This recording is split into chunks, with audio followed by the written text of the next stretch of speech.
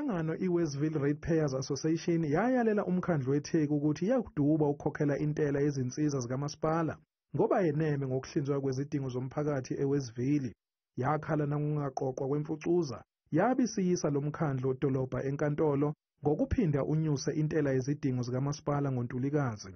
Inkantolo isichithile isicelo salenhlangano yaphinde yayalela ukuthi ikhokhele izindleko zecala. Uhlalo wayo Asad Gafa uthi bazolidlulisela phambili lesi sinqumo. We lost against the municipality, but we lost the battle. But the war is certainly not over. We will continue this fight.